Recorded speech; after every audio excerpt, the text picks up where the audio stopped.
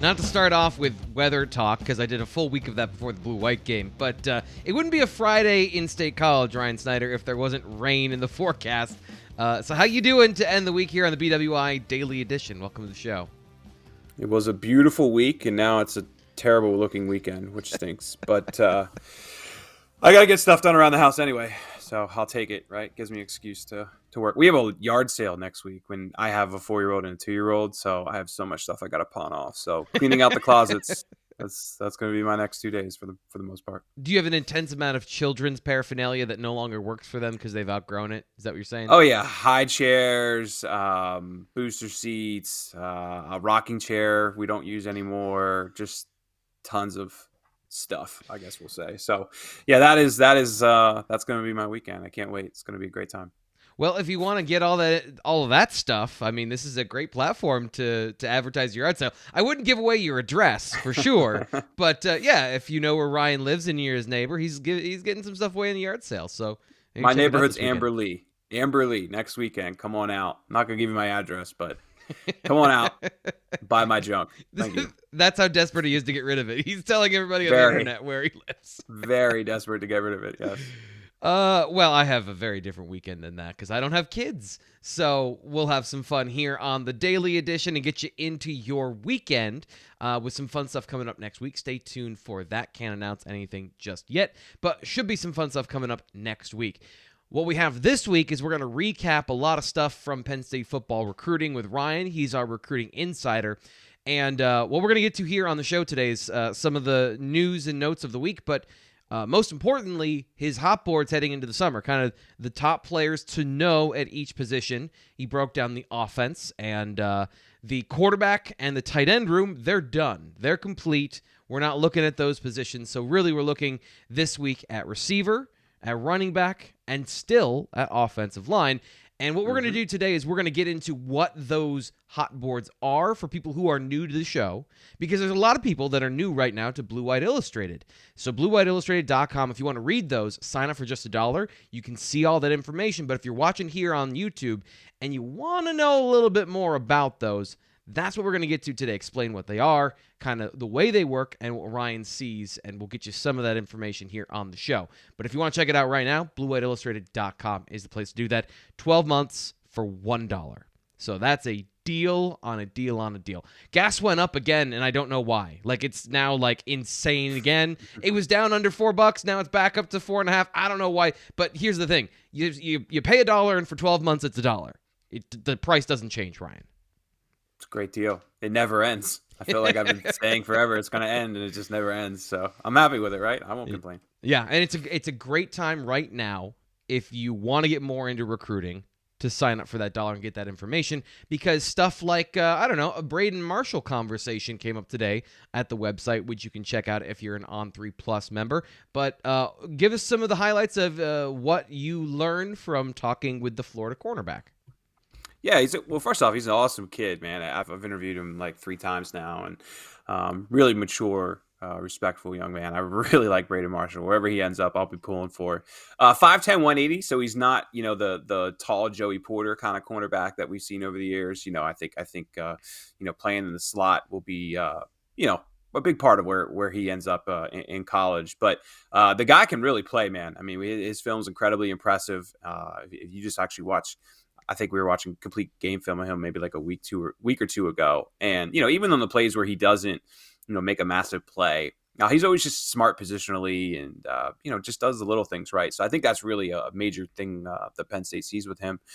But long story short, he has an official visit set for the third weekend in June 17th to the 19th. So we were catching up, talking about that a little bit, talk about his relationship with Terry Smith, Alan Zamitis. Again, Alan Zamitis is somebody who just constantly is coming up with so many players right now. I think he is certainly on a track to be some sort of an assistant coach in the years to come. Of course, he's a defensive recruiting assistant right now at his alma mater, right? So he's got a good job. Maybe that's where he wants to stay long term. But the fact that so many players talk so highly of him, he certainly is grabbing guys' attention. Is definitely a good recruiter. We'll say that for sure. But I think my main talk with Braden was just kind of what's coming in the weeks ahead. He has an official visit set to North Carolina, or excuse me, an unofficial visit set to North Carolina this upcoming weekend. And I think that's going to be a massive, massive visit for Braden, because I do get the impression that relationship-wise, Penn State and North Carolina are both in a pretty good spot there. So we talked about that a little bit. He does actually has an official visit set with North Carolina too for the weekend after Penn State, so 24th to the 26th, I believe.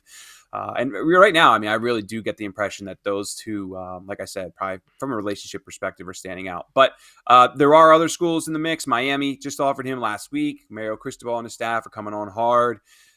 Be curious to see if they get an official visit. And then Clemson, too. He took an unofficial to Clemson in March 5th, I believe it was. Mm-hmm. And, since then, built a pretty good relationship. So I get the impression that Clemson, North Carolina, Penn State are all three in a pretty good spot, with Miami kind of the school surgeon here trying to make a late push to get one of his 5 official visits. Miami, you could just copy and paste that on any Florida athlete. Miami is making a strong push right now with Mario Cristobal. So that kind of leads me to a different topic of conversation, but is Miami changing the landscape in Florida? Because it's such an important state. We'll get to that for a bunch of different positions for Penn State, including some of the guys in the secondary that they've already recruited and that are committed to Penn State right now. But is Miami changing the mathematics in the state? Because that's one thing that people have always I know in Miami have talked about, like, if you just keep guys in state, college football changes in a large perspective. Mm-hmm. So are you seeing any movement there? And what's kind of the read that you have? I know it's early. Yeah, I mean, they're recruiting strong, but you can say the same thing about Billy Napier and his staff in Florida. Yeah. So I think you're just seeing, like, we see this all the time. You just see a new coach bump is what we kind of call it, right? Mm-hmm. New coach comes in, everybody's excited around the program, donors are hyped, everybody's kind of excited about what could come. And that wears off on teenagers. We saw it with James Franklin, right? When he came in, and some of the classes he put together in 2015, 2016. Of course, that 2018 class was monstrous after a Big Ten championship. But you just see that all over the country, though, man. Marcus Freeman's doing it right now with Notre Dame. Brian Kelly doing all right at LSU. I haven't followed them as closely, so Brian Kelly probably wasn't a good example there. But Steve Sarkisian, kind of did it last year with Texas. Yep. I mean, like, it's just we see that all the time, man. You get a new coach, people get excited, and you're going to probably land a few more commitments than what the previous staff would have done. But at the end of the day, if you don't, your first season is important, but not the end of the world. If year 2 you don't produce, it all kind of goes downhill from there. Yeah, it just turnover has been high in the state of Florida, but it feels like, especially at Miami with Cristobal, there seems to be a bit of a bigger bump. I think because he's an alum. The NIL obviously has a huge part of that too. It's just interesting to see how important Florida is. Like, we're talking about like 80 deep, and the prospects are still in the 500s when it comes to players in the nation.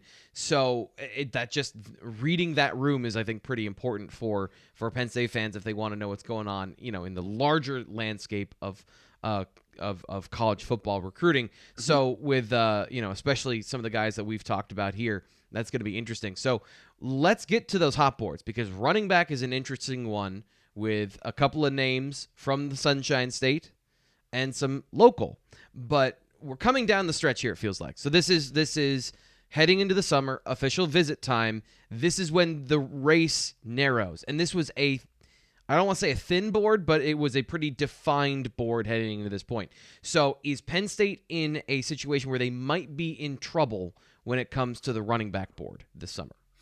No, I don't think they're in trouble because, I mean, there are – so I'm not going to get into – so we'll say, like, obviously these are for premium subscribers, right? So I'm not going to get into every little nitty detail of what we post.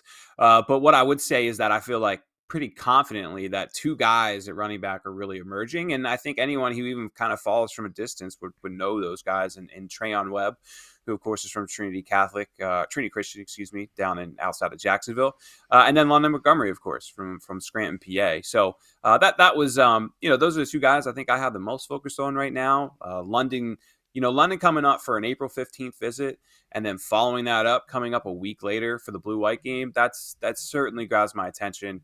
London always kind of made it clear that he wanted a Penn State offer.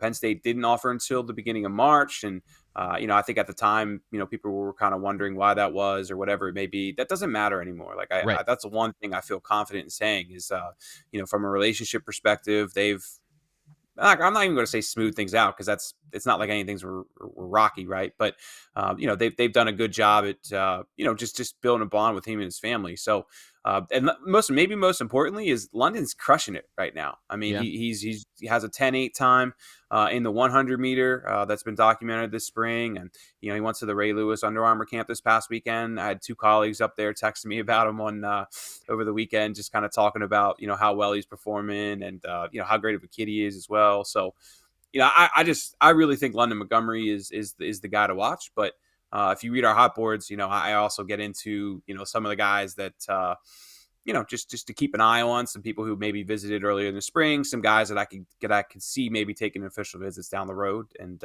we'll see how it shakes out. But the board, I would say this, like, and the way I wrote that, yeah, it does kind of seem narrow, but there are a lot of Southern guys who just maybe Hmm. for one reason or another haven't visited yet. That J1 Snyder's kind of still on pretty hard, and all it takes is one good visit in the summer, especially for the Southern guys who can't Yeah. get up here easily while school's in session, and everything can change.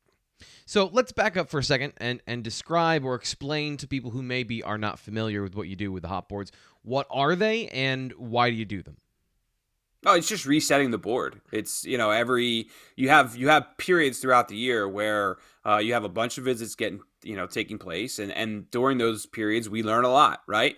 Um, you know, one guy, like for example, one guy on the running back board I'm talking about is Cameron Cook out of Texas. He's a good running back prospect that came up here and visited in March. He was a guy I wasn't really talking about at all.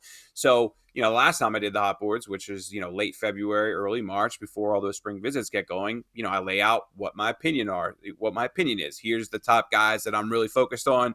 Here are some guys that I see from a distance have a relationship with Penn State, but for one reason or another, I have them maybe as not a tier below as a player, but just a tier below as Penn State's potential of landing them. So Right. it's really just every month or two, really probably every 2 months, basically, resetting things and explaining to fans just my position, my thoughts on who's most likely to end up at Penn State, who's kind of that sleeper prospect that Penn State maybe offered somewhat recently, is developing a good relationship with, someone rising up the board.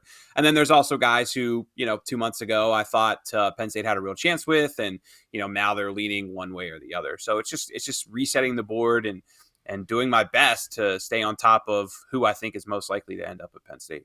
So just to recap, we've done running backs. We're going to get to receivers and offensive linemen here in a second. But if you want to get all that information, BlueWhiteIllustrated.com, sign up for just $1, and you can get those premium articles. And by the way, it's the only place you can get this information. Like this level of detail, this level of, I'll just go ahead and say it for you, this level of accuracy, it's only at Blue White Illustrated. So sign up for just $1. If you want this information, it's where you get it, and we got a great deal going on. And we got a lot of new members recently, so we got a lot of new subscribers. So welcome to the Hot Boards. Welcome to the BWI Daily. Welcome to our recruiting coverage, and hopefully you get what you're looking for here. I know you will, but I just, we're giving it to you here on the Daily. So let's move on to the receiver position, because you mentioned some sleepers. I firmly think this is one that you need to go to the board and you need to see the full list here, because Penn State's got some top targets. We'll talk about a couple, but just reading the way they take receivers and the number they're going to need, that it's going to have to dip into some of those down the list, not as Ryan just said, not down the list as far as ability, but down the list as far as the names and the contact, and some new names are going to have to develop, I think. So let's start at the top with Rodney Gallagher. But one thing I would say is like I could see just two wide receivers in this class. Okay. I really could. Because look, we're taking six. I'm not part of the team, but I'm watching Penn State take potentially 6 offensive linemen.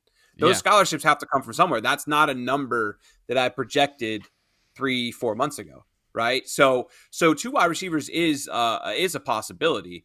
But I wrote in the story, like, 2 is pretty much, I think, a lock. But when you also just look at the talent everywhere, And also the potential talent that could drag things out later in the cycle.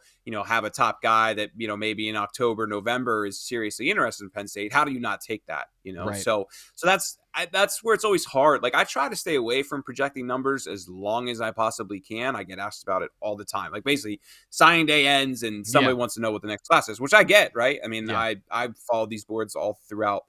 Before this was my job, and I always wanted to know that information too. So I get it, but it's just the numbers just shift so much. Every commitment impacts another position or Yeah. another scholarship in some way or another. So I think I give like 3 or 4 versions of what the numbers can be throughout the year. It just is It always is shifting. surprising. So the reason I phrased it that way is because Penn State runs for predominantly 3 receivers on the field. So this is not done in Mm-hmm. just a vacuum of just the talent. It's also about trying to fill the needs that you need to field your team Mm-hmm. the way you want. So having 2 receivers in a cycle, to me, that just I'm a little surprised by that. I understand what you're saying of not you don't have to every single time, but I would think that in most classes 3 is the number. So I guess that's surprising, Yeah. but it makes sense from what you're saying. It's like, I mean, again, I think they like to take 3, but most classes they don't take 6 offensive linemen.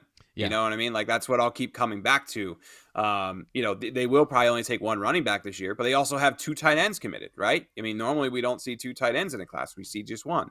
So again, I mean, you're stuck at 25 for now. There is a report, of course, that the 25 scholarship limit may be waived here for the next 2 years, which it has to be because of not a silly rule the NCAA put in place, but the reverberations of adding the year for everybody for COVID is Yeah. now kind of coming to the forefront. So, but yeah, I mean, when you look, and I will also just say, like, one other thing too is Caden Saunders, Anthony Ivy, Amari Evans, Tyler Johnson, Liam Clifford, and Trey Wallace all hold freshman eligibility. What is That's that? true. 6 guys? That's true. You know what I Yeah. mean? So that's another way to keep it in mind.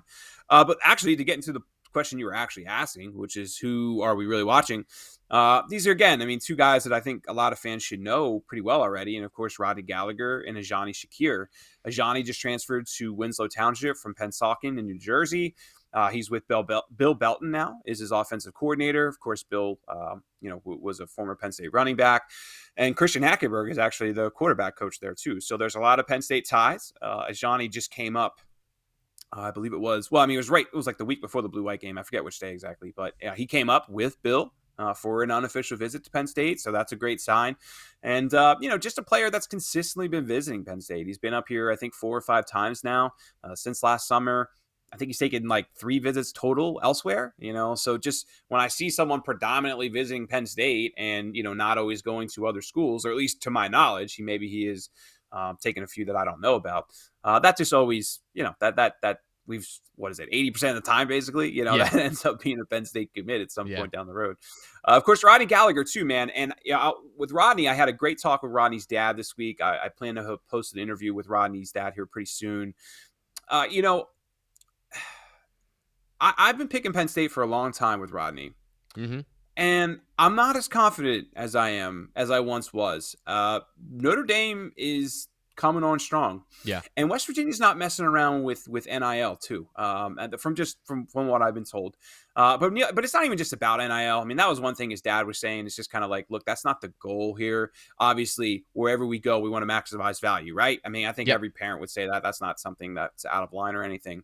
But the goal is still to produce Rodney, to make him the best player he can be, and hopefully go to the NFL. I mean, going to the NFL is still the goal for all of these guys. But really, I mean, Notre Dame's coming on strong. His father spoke really highly of Marcus Freeman, which everybody does. That's not anything that should shock anybody. Marcus Freeman is maybe one of the hottest names in college football right now, with the way he recruits and just kind of how well he connects. Of course, a former NFL player, there's a lot to like there. So, and Neil Brown too, and especially I didn't realize how close West Virginia is to, Laurel, what is it, Uniontown, Laurel Highlands High School. It's like a 30-minute drive, so there's a lot of connections there. And Neil Brown's kind of laid back style is really kind of done well with Rodney's family. So I have a pick in for Penn State, but I think this is pretty up in the air. Yeah. Now, the other thing I will say is I do think the process is kind of wearing on Rodney a bit, and not that he's going to commit tomorrow or anything, but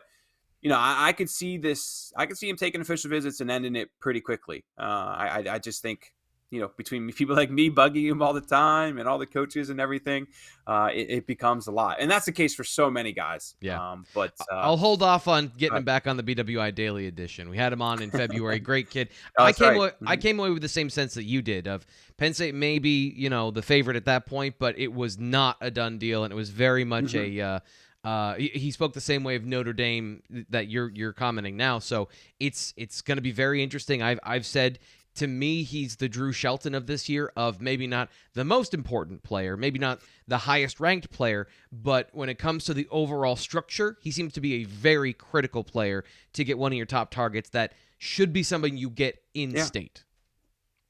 Yeah, I agree with that. I think that's a pretty good analogy. So, but for wide receiver, man, those are really the two guys that I think fans really need to be focused on. Again, like I said, there are definitely guys rising up that board, players to keep an eye on. Of course, Kenny Johnson still very much in the mix as well.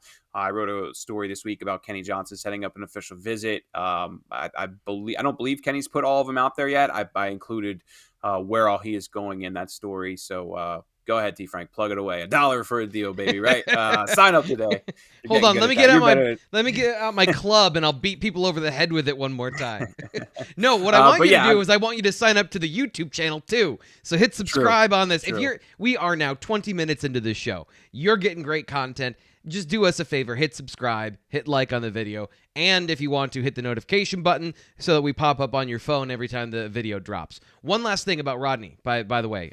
Fun story. My wife and I were going for a drive out in the country, and we just happened to find ourselves driving by the airport, and I see the Penn State van out in the airport. I'm like, oh, yeah, look, there's Rodney. They were picking him up from the airport when we were driving by. So, it's just fun, just a random fun fact. Anything else here at the receiver board that we want to get to before we get to the offensive line, which is a very interesting one to me? Kenny Johnson, like I said, Kenny Johnson's still very much in play. There are two other guys that I think, there's one guy in Florida who is really you got to keep an eye on. I'm going to keep that behind the paywall for subscribers. I'm going to tease it a little bit. He has an official visit at the Penn State. Staff is coming on hard. But again, it's $1, so sign on up and check it out. But still think Ajani and Rodney, with them having those Mid-Atlantic ties, consistently visiting Penn State, they remain 1 and 1A kind of in my eyes. So the offensive line, 2 5-star players in the class, but Penn State is not done, and they're looking at tackles. So the composition of this group, I think, is interesting. But when it comes to what they need, they still are looking at those players. A guy that I want to highlight here that has come on in the last couple of weeks that you've been reporting on, you talked about Tuesday on the recruiting show, is Zach Owens out of Georgia. So tell us a little bit about him and what you see there from that relationship perspective. Yeah, love Zach. What a kid. That was one of the most fun interviews I've done this whole year. I hope Zach's watching this, because I told him that too after we talked. But just a real kind of free spirit, gets along with everybody, Like he was saying, I asked him if he had known Alex Birchmeyer or Joey Schlaffer or any of the guys that I saw him joking with before the Blue-White game. And he's like, no, I don't know anybody, man. But I just, I just come in and just, I love it, It was just interesting because I've never seen a kid who's like never visited before look like he was committed. He was just not running the show, but man, he's just incredibly charismatic. I watched those guys for like a half hour just standing on the sidelines before the Blue-White game. Anyway, 6'5.5", 385 pounds, and that's like a legit height. Oh, weight. yeah. And dude, 385, like he doesn't wear 385 bad. Like he wears it pretty well. When I learned that 385 was where he kind of checked in at, I was pretty surprised because I thought it was, probably closer to somewhere around like 350, which is all good. He's certainly not a sloppy 385. So that's encouraging. But yeah, one thing I'll say with Zach, like I think I mentioned it on Tuesday, his family's from New York City.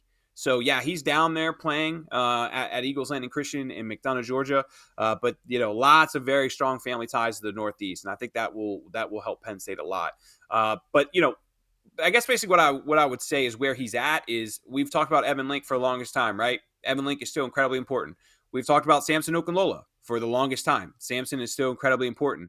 I now put Zach Owens in that group. I think those are the three guys, with them all being surefire, absolute tackles and very good players, of course, too, where I think that these are the guys that Penn State is really kind of focused on the most. I would even go to the point where, man, maybe they could take all three and get 7. I'm probably going to regret saying that. But, like, that's just how high Penn State Wow. is on them all. Yeah. And then here's the other thing, too, is like when I look at their roadmaps, right, of commitments, I think Zach Owens and Evan Link could very well have their recruitments wrapped up here in the coming months. Samson Hmm. Okunlola is, in my opinion, probably the highest. I mean, he's certainly the highest ranked on 3 in a lot of sites, and I think probably Penn State has him that way too. I mean, they're all, don't get me wrong, there's not a lot of separation between this group, but Okunlola is probably the most coveted of the Yeah. prospects. Yeah. He's the one who's going to wait the longest, Yeah. right? And So he's the go ahead. surefire all around left tackle. I think Evan Link Yeah, is a for the great most part, yeah. prospect. And he's got some development in some areas he can become that guy, but you feel much more confident about Okunlola being a run blocker, a superior Mhm. pass protector. That's what really separates him, is everything's present right now, where you see the growth potential of Link to kind of give a differentiator between guys that are close in their evaluation. Well said. Yeah, exactly. So, and that's why I just think, like, if Penn State can land Owens and they land Link, and Okunlola's out here and interesting come September, October, whenever that's kind of when we're projecting him to decide right now. We'll see where it happens. But how do you not take him, right? Yeah. And now, of course, it depends on what the rest of the class looks like and positional needs and all that stuff too. But I mean, trust me, 7 offensive linemen would still probably surprise me. But just again, when your king fish is the one who wants to wait the longest, and then again, if he is interested to come that time, it would be very, very hard to say no. So let's see how it shakes out. But those are the 3 I really think are where to focus on. And I do kind of think Penn State is the favorite with Zach Owens right now. He has a Clemson official visit set for, I believe it's June 3rd to the 5th. And then keep an eye on Michigan. Michigan just offered, I believe it was about a week, maybe 2 weeks ago, and they're coming on strong. So keep an eye on the Wolverines for a 3rd official visit. But Penn State has certainly impressed Zach Owens and his family. So I want to paint a picture for Penn State fans. You have Malik McNeil, who is 6'8", 350 in the class of 2022. You have Zach Owens, who's 380 in this class. If you were to commit to the Nittany Lions, you could realistically have Vega Ioane at one guard position at 330 pounds for the class of 22. You could have Javen Williams anywhere you want on the offensive line. I think he can still play left tackle. And then you could have Josh Miller 330 and 380 at right tackle. So you could have a massive offensive line for Penn State in the next couple of years. For Penn State fans that were upset about the size or the lack thereof over the last couple of years, size is not an issue with the future of the Penn State offensive line, given what they've done in 22 and then in this cycle as well. So, the way I've put it before is it took a while to get into the situation they did in 21. It's going to take a little bit of time to get out of it, but they are definitely, at least from a physical perspective and kind of like the profile of these players, they are making massive headway to getting out of that situation. Now time is going to tell kind of how that story unfolds. Any other nuggets with the offensive line? We covered pretty much everything I wanted to talk about. Well, I would just say the 2 guys you didn't mention there are Alex Birchmeyer and Drew Shelton, who are like the 2 best prospects of the group, right? Yeah. So, yeah, I mean, they're both at 275 still, and that's great. I mean, I think Penn State would always prefer to have guys at 270, 280, and then build muscle and, build that growth internally in their strength program and through their nutrition program, all that, then have to get guys to kind of lose some weight. And that's just always, because you kind of lose the weight then to build up the muscle, right? So it just kind of like takes a little bit longer. Yep. But yeah, I mean, there's a hell of a lot of quality offensive line prospects. Sorry, I just swore, sort of. But it's a great group and great guys and a lot of talent there. So Phil Troutwine is working his butt off right now, and I think Penn State fans should be encouraged at just the momentum he has at that position group. I think if you say hell of a with it's all one word, I don't think that's a swear word. I think that's more of a descriptor than it is a swear word. So that kind of wraps up the hot boards here for the offensive side of the ball. Check them out again at BlueWhiteIllustrated.com. Another thing that came up this week is Will Norman and the defensive tackle position. He set an official visit, I believe. So tell us about that situation and kind of the kaleidoscope of moving pieces on the D-line. Yeah, so let me clarify. Actually, I said 100. Will Norman hasn't set up an official visit yet, but I do expect one to come. Okay, he's down at IMG Academy. Yeah, he's out at IMG Academy right now, so he's not with his family. And of course, they're in communication, right? But he's still kind of just working out his official visit schedule.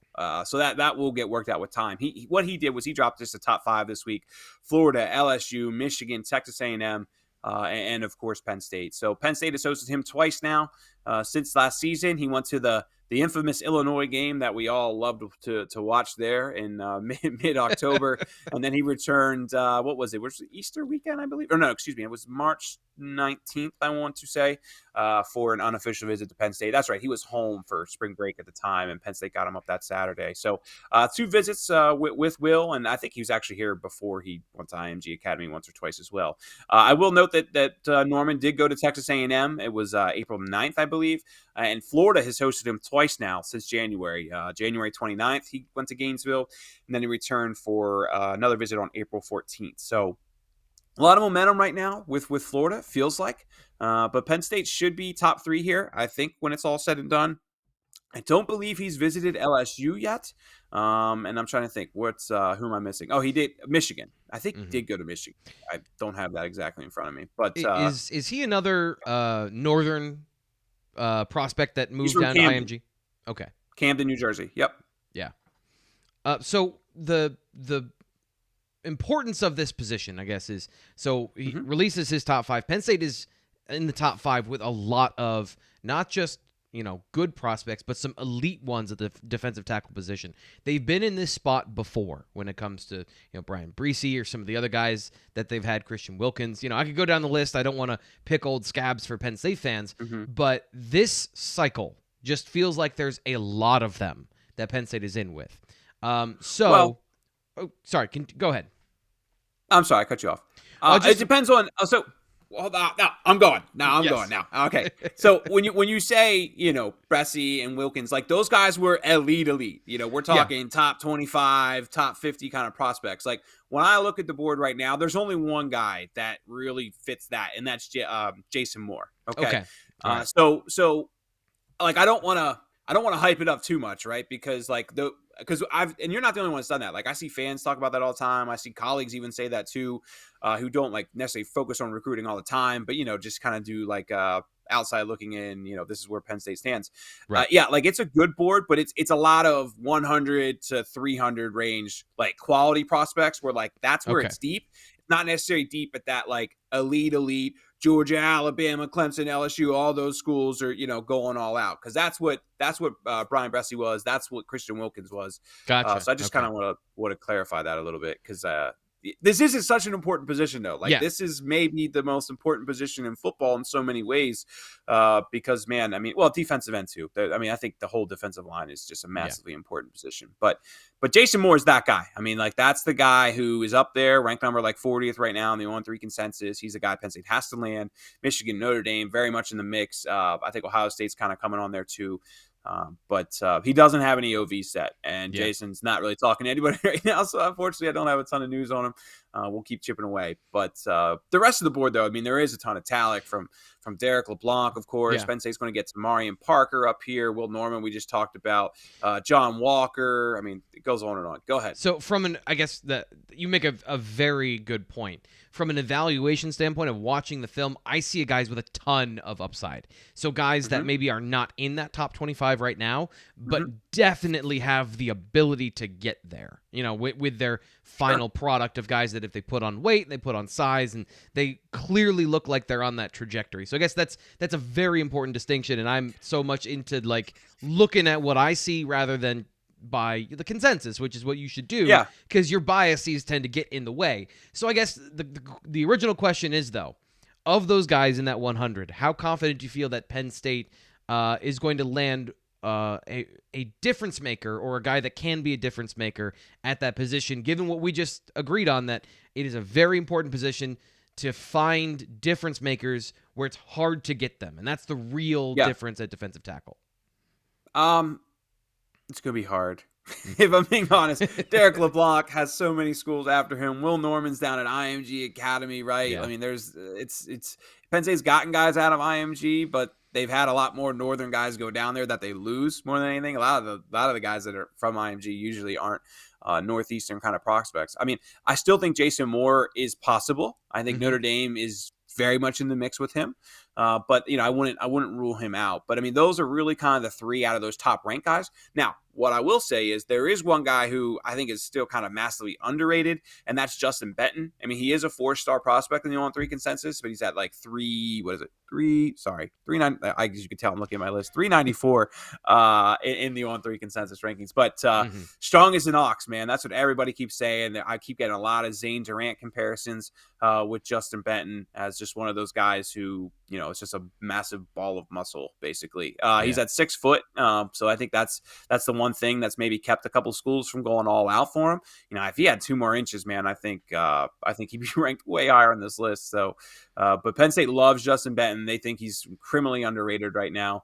And I do think he is a realistic guy that Penn State can get out of, Covington, Georgia, I believe. So keep him in the back of your mind.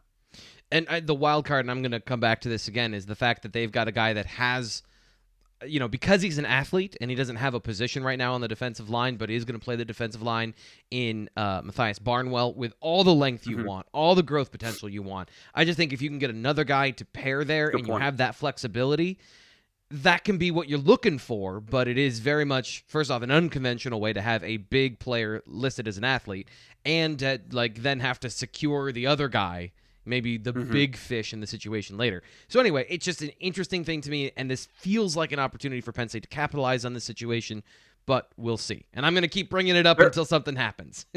There is one other player who Penn State just offered like about a week or two ago, and Kamari Burns. He's out of Columbus, Ohio, but I don't believe Ohio State has offered him yet. No, they haven't. Michigan's on him hard. West Virginia, Tennessee. I think he went to Kentucky and Pitt and Cincinnati a couple of times. But Penn State thinks they can get him on campus this summer, and his stock's really kind of rising right now. So keep Kamari Burns in the back of your head, 6'4", 245. So he's a little bit of a leaner defensive line prospect, but somebody that, they really like kind of physically, someone that they think they could just kind of stack on muscle. But I've just had multiple people mention Kamari to me, someone recently that Penn State's pushing hard for. I'm going to keep in the back of your mind because there are so many names that come flying out of your mouth that I catch maybe 4 of them. That's why I'm staring at this list right here. I can't remember them all either. So that'll do it today for our conversation about recruiting and the intricacies of what's going on with the hot boards on the offense. One last time, if you want to check that out, BlueWhiteIllustrated.com for all those articles. Sign up for just $1. But I don't think we've had a conversation about spring football, you and I. So what are your thoughts coming out of spring football for the team that's actually on the roster? And do you have any hot takes you want to give us? You want to throw some fire into the mic? That's Nate's job, man. Nate's the hot take team guy. I mean, I would just say that one thing I've consistently kind of heard is, Penn State's the lack of not having depth in the spring was probably a pretty good thing for some of those guys. Just kind of because they got thrown to the fire, right? I mean, whether you were a second team O lineman or whatever, you were going up against the first team defense the whole time because there was only a handful of guys. So, we've consistently just heard that, some of those young guys, just they needed I don't want to step it up, but just kind of to take their game a little bit to a different level. So I guess step it up is kind of the same thing. Yeah. And I've heard positive reviews about that. Multiple guys. So I think that's a good thing, right? Really coming out of spring and getting a ton of reps. That could only help Penn State's depth down the road. So that's definitely probably one thing. I think the linebacker position's interesting. It remains interesting. Penn State would love to add a linebacker in the portal. I just don't think they're really going to get their opportunity. Jonathan Sutherland, of course, kind of playing that star position. That's going to be very interesting to me. James has spoken highly of it. But we'll find out obviously September 1st against Purdue. But secondary looks great. Everybody seems to be raving about where the secondary's at. I think that's a positive.